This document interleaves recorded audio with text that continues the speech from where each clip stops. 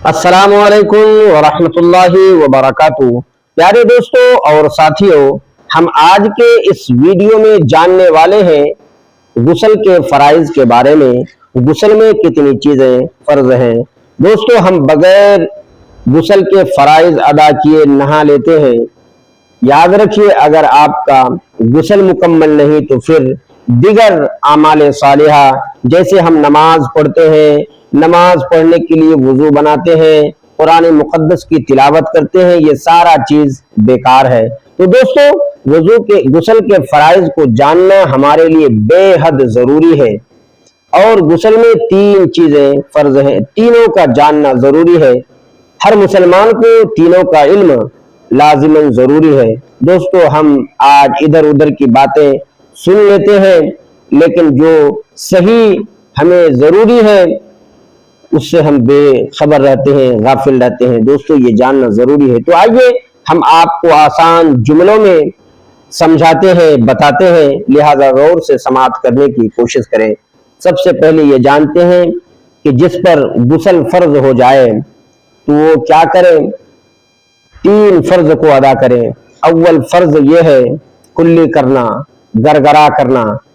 इस तरह गरगरा करें, कुल्ली करें कि मुंह के अंदर कोई गिलाजत हो। जैसे लोग पान, सिगरेट, गुटखा वगैरह क्या क्या खा लेते हैं और दांतों के अंदर फंसा रहता है, तो उसको निकालना भी जरूरी है। फिर हम 3 मरतबा इस तरह कुल्ली करें, गरगरा करें कि मुंह के अंदर कोई चीज रहने का हमें गुमान भी नहीं हो। इस तरह कुल्ली करें, ये पहला फर्ज है। दूसरा फर्ज ये है दोस्तों, नाक में पानी चढ़ाना। लोग क्या करते हैं कि पानी लेकर के नाक में जैसे तैसे मार लेते हैं। दोस्तों, ये गलत तरीका है, बल्कि नाक में पानी चढ़ाना ये फर्ज है।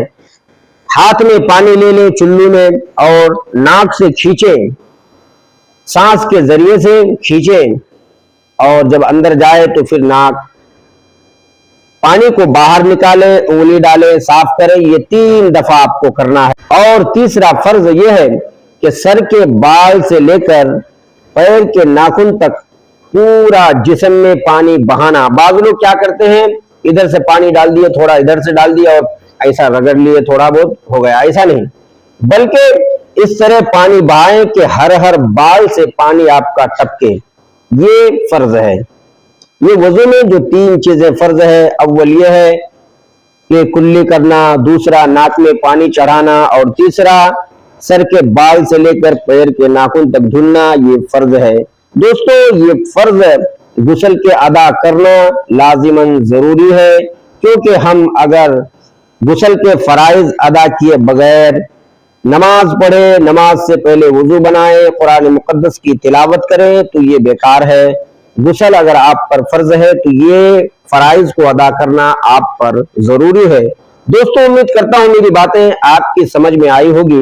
लिहाजा मैं मिलता हूं नेक्स्ट वीडियो में। तब तक के लिए शुक्रिया। खुदा हाफिज। अस्सलाम वालेकुम व रहमतुल्लाहि व बरकातुहू।